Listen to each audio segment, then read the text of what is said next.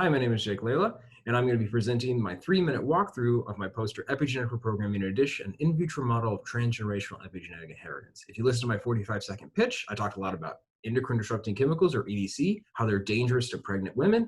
They can lead to disease states that can be passed from one generation to the next, but we need to know more. We need to know what cell types are susceptible, whether or not those cell types have something that would make them susceptible, like a hormone receptor. And finally, how is the damage caused by EDCs being passed from one generation to the next? So I'm going to move right into the methods to talk a little bit more about my project. The first thing I wanted to do is I wanted to take 3 cell types that I was interested with. Pluripotent cell types, which are the ones that basically give stem cells their stemminess, that's pluripotent cells. Somatic cells, which are the cells that make up our body, and germ cells, the ones that are going to make gametes that are going to go over to the next generation.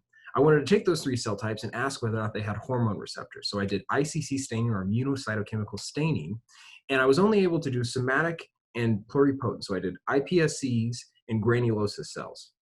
I stained them for 3 hormone receptors: androgen receptor, and then the 2 subtypes of estrogen receptor, ER alpha and ER beta. I did ICC staining to find out whether or not they have these hormone receptors, and I'll talk a little bit more about that in the results. The next thing I want to do after that is I want to actually hit them with 2 different EDCs: vincosilin, which looks like testosterone, so it should bind to androgen receptor, and then BPS, which is a replacement for BPA. It looks like estrogen, and it should bind to those 2 ER alpha and ER beta receptors. So we have 2 different assays that we can use to hit cells with and measure changes to epigenetics that would cause damage to those cells. We can do a global DNA methylation change using the methylflash, which I've already done in the past year, and this is some of the data I've collected in my lab. And then the second one is the methylflash. This is basically going from all the way from the genome down to individual small genes and being able to see what's happening on a gene-by-gene basis to DNA methylation.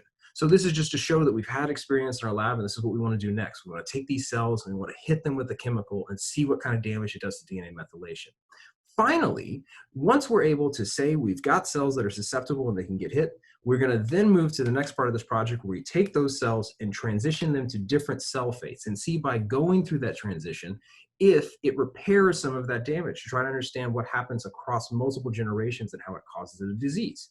All right, very quickly with the results. When I stained iPSCs and granulosas, I saw that iPSCs were positive for ER beta, but granulosas had all of the different hormone receptors, which you can see here by this red Cy5 staining. This tells us that we think iPSC should be susceptible to something like BPS, while granulosa cells should be susceptible to both vincosilin and BPS. In the next part of my project, I'd like to expose them and then finally take those cells and transition them to see if that damage can be passed on. Thank you so much.